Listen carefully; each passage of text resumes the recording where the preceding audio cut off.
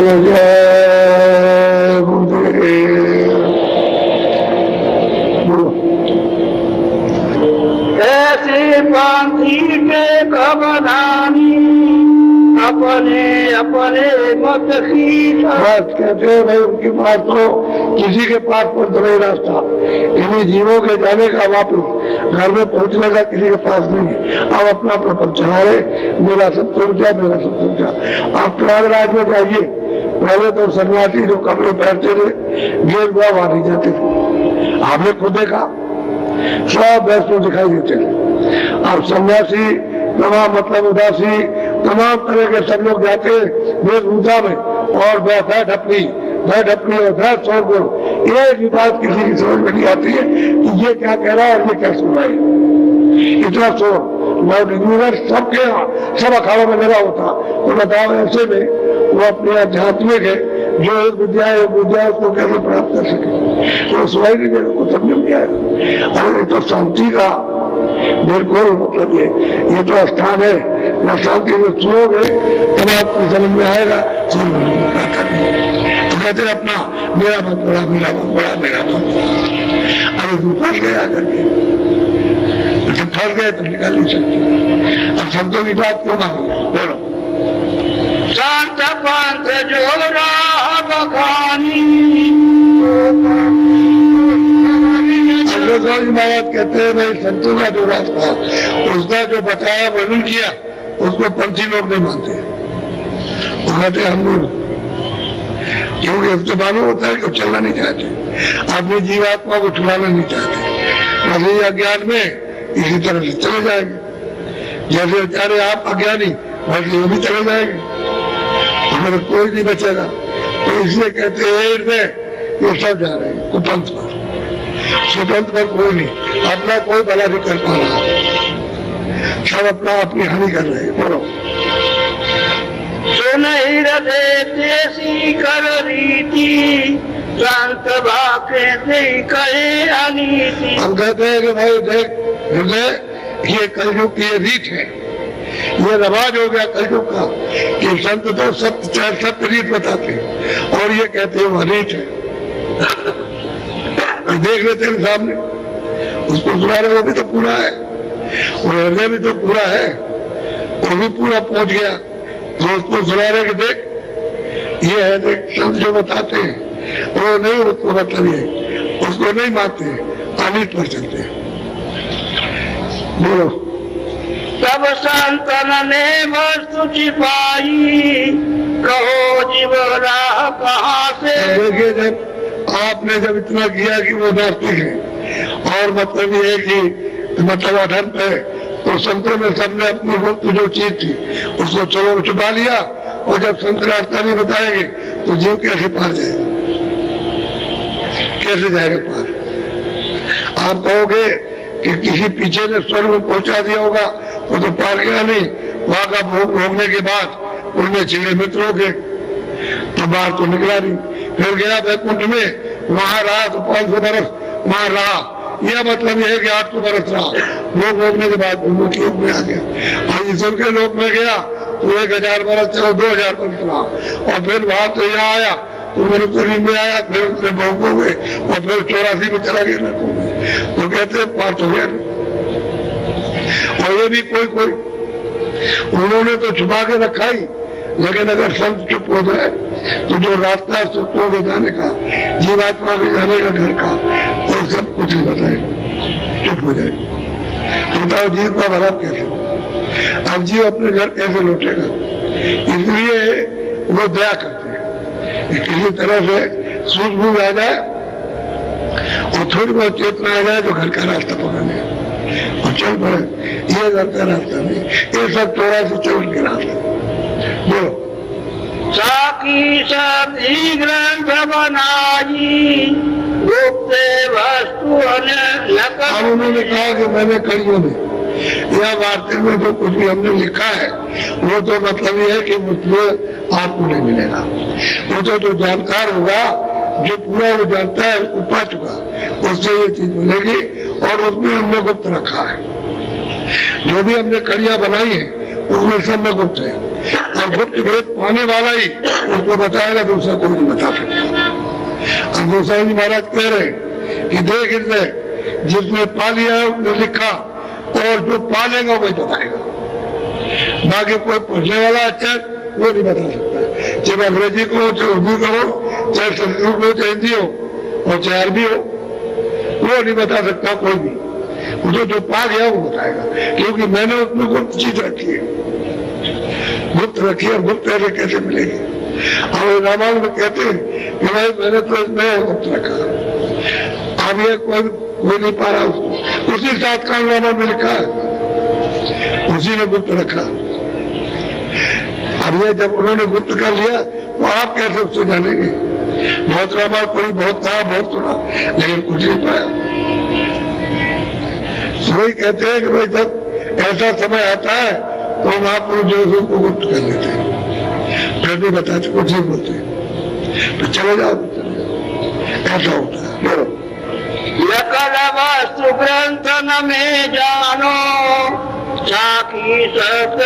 हम गोस्वामी जी महाराज कहते हैं जो ग्रंथों में लिखा हुआ है उनका नहीं, वहां की नकल होता है, यानी वहां की छाया है। तो छाया है बहुत तरह की असल का, तो कहते हैं ग्रंथों में लिखा है उनका, लेकिन वर्णात्मक और धुनात्मक, और धुनात्मक तो आपको जीवात्मा जगह वो दोनों को सुनेगी, चेतन है और धुन चेतन है, धुन भी चेतन है और सुरत भी चेतन, तो चेतन से चेतन का बोध होगा। अब तुम चाहते हो कि चेतन का जड़ में बोध हो जाए, तो इसमें नहीं होगा। ये सब ये नकल है, ये खोल है, इसमें असल नहीं मिलेगा। जब चेतन जगह होगा, दोनों आंखों के पीछे बैठी है ये सुरत, और जब यहाँ पर जागेगी तो चेतन के साथ संबंध होगा। तो नाम तो चेतन है, वो तो बराबर बोलना, ऐसा सामने लटका हुआ, इस तरह से ऐसे लटका। अब आप इसको नहीं सुन रहे, पकड़ नहीं रहे, ये ऐसे गुंजायमान कर रहा, लेकिन कर्मों से बीच में पर्दे आ गए तो आपकी आंख और कान बंद हो गए, आप डोरी नहीं पकड़ पा रहे। और वही डोरी पकड़ लो तो चेतनता आ जाए, होश आ जाए आपको, और पकड़ के बिल्कुल प्रकाश में खड़े हो जाओ, तो उजाला हो जाएगा, नहीं चली जाए, नमगी हट जाएगी। तो वो पंथ जो संतों ने बताया, सुरत पंथ, वो तो पकड़ा नहीं, जात पंथ से पकड़ लिया, और जात पंथ को कहते हैं मेरा सबसे बड़ा, तो ये सभी जा रहे उधर, वो अशुभ रास्ते में सब चलेगा, तो इनका भला कभी हो नहीं सकता। बोलो, या में खोज नहीं पावे, सतगुरु मिले तो आप फैसला कर दिया कि चाहे कितना भी ग्रंथों में खोजो, उसमें कुछ नहीं मिलेगा जब तक सतगुरु जानने वाला, प्राप्त करने वाला जब तक नहीं मिलेगा, तब तक उन किताबों से कुछ नहीं मिला। सीधा सतगुरु मिले तो फिर मिलेगा, ग्रंथों में कुछ नहीं मिलेगा। चाहे जितना पढ़िए, चाहे जितना खोजिए दिन रात, उनको खोजिए, कुछ नहीं मिलना। मैं दिमाग से पढ़ डालिए आप, और बुद्धि भी नाश पड़ा, मन भी नाश हुआ, चित्त भी नाश हुआ, बेकार, शरीर भी नाश हुआ, तो बुद्धि उसको क्या समझ पाएगी उस रास्ते को? क्योंकि बुद्धि तो एक तत्व है, कोई चेतन तो है नहीं, सूरत की वजह से चेतन है, बाकी वो वहां का सूक्ष्म तत्व है। वो तत्व है अपनी जगह पर जाना चाहता है, और इसलिए जगह अपनी छोड़ दी तो दूसरे मिलकर के हरकत कर रहा, उसका मेल नहीं बैठता। एक खून को उस खून में मिला दिया जाए तो हरकत करेगा, क्योंकि वो खून में नहीं मिला, इसलिए तत्व में मिला, और सूक्ष्म है तो बीच में एक लिंग तत्व है, फिर ये स्थूल है। अब वो यादव मिला और अपनी चीज मिलना चाहता है कि मेरा तत्व मिल जाए तो मैं उसमें मिल जाऊं, तो भागा दौड़ तो करेगा ही। जब वो अपने तत्व मिल जाएगा तो चुप हो जाएगा, फिर चुप हो जाएगा, क्योंकि तत्व में मिल गया।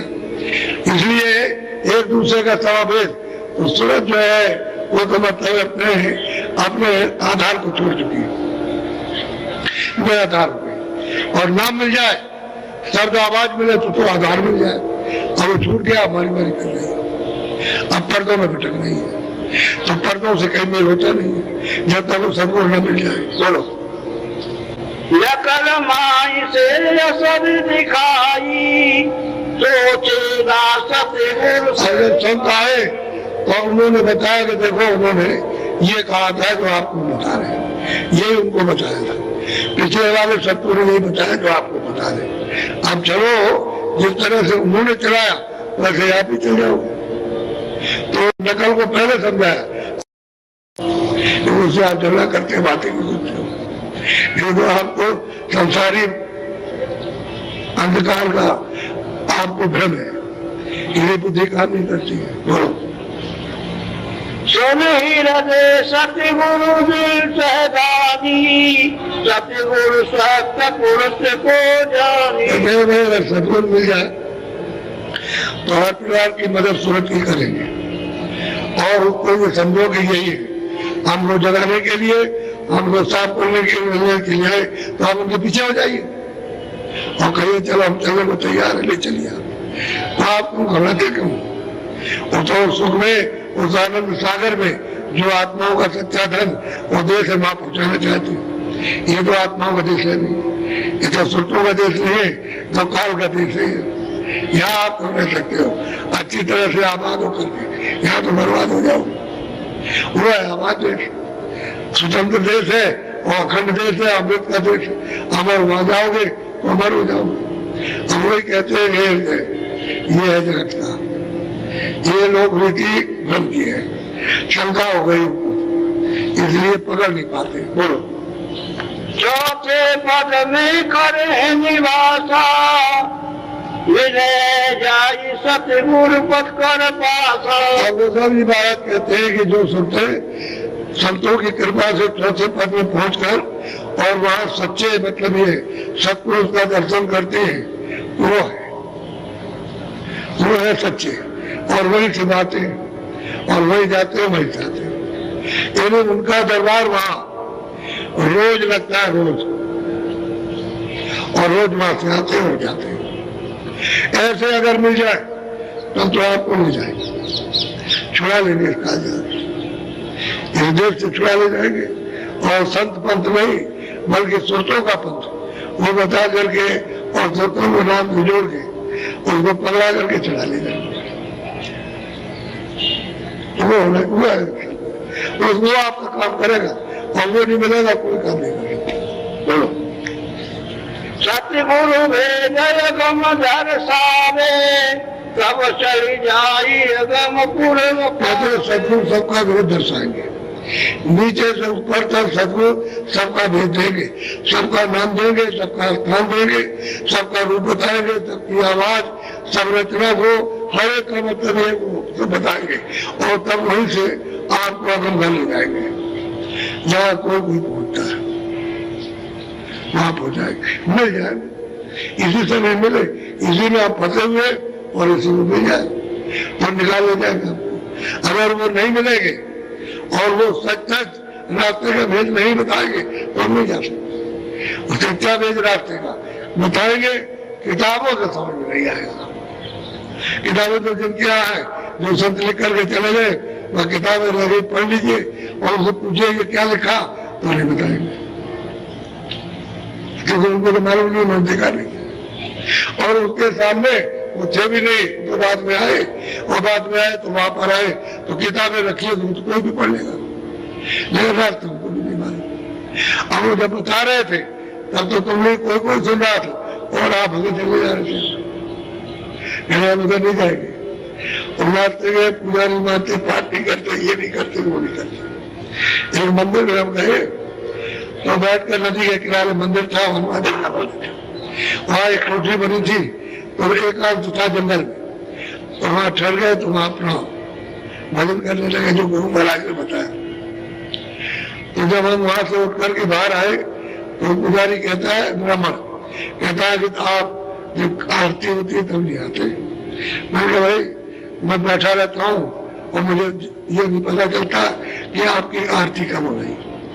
अगर मैं सुन लेता तो मैं उठ करके आ जाता, और अब सुन लूंगा तो चलाऊंगा। मुझे कोई उससे गिरा थोड़ी है, वो बाहर बज रहा, वो अंदर बज रहा। असली बात तो ये, तो एक आध दिन तो उसने कुछ कहा, फिर कहा हम आपको नहीं रहने देंगे, आप मतलब पूजा की खिलाफत करते। हम तो कभी कुछ कहा नहीं, तो आए तो एक काम समझ कर तो ठीक है, अगर भगा तो चले जाएंगे, क्या बात है। तो कोई हमारा यहाँ घर थोड़ी है, यहाँ दूरी है, चले जाए हमारे जाएंगे जाकर उसमें क्या, वो लड्डू ले आया। हाँ, हमने कहा हनुमान जी ने आज दर्शन दिया, बात तो हमने सच्ची कही। हनुमान जी ने दर्शन दिया कि देखो जो लोग हमको नहीं मानते वो हम सख्त सजा देंगे उनको। इतनी बात हमने उनसे कहा तो खुद हो गए, लड्डू बना करके ले आए। उन्होंने लड्डू तो आप खाइए, हमको तो सूखी रोटी खाना है, लड्डू आप और रहने देगा, चले जाएंगे। तुम्हारा है नदी के किनारे सुना है एक कुटी वहां पड़ी रहती है खाली, तुम्हारा जाएगा वहां पर करने लगे। क्या बात है, हम तो मतलब है तुम हनुमान जी को मानते ही है, आपकी समझ में आता है नहीं मानते। तो इस तरह से उनके मन में हो जाता है भगा दो, इनको भगा दो, और इतने में भगा दो, और कुछ नहीं। बोलो, अपनी रीति में बता रहा हूं आपको तरह तरह की। बोलो, दे या कोई न जाने, जैसे कहूँ सोई नहीं माने। कहते ना जब कोई जानता नहीं है शब्दों के भेद को और शत्रुओं के रास्ते को, जब कोई और रास्ते का भेद कोई नहीं जानता तो फिर कैसे शत्रुओं को मारेगा। वो तो उधर चले जा रहे और कोई बताने वाला नहीं है। तो शब्द जब आते हैं तो बड़ी मशक्कत करते हैं, मेहनत करते हैं, जीवों के साथ में बहुत मेहनत करते हैं, तब जीव धीरे धीरे करके तब जागते हैं। और जब जाग जाते हैं तो वो छोड़ नहीं सकते कि सारी दुनिया उनके पीछे रहे तो फिर नहीं छोड़े।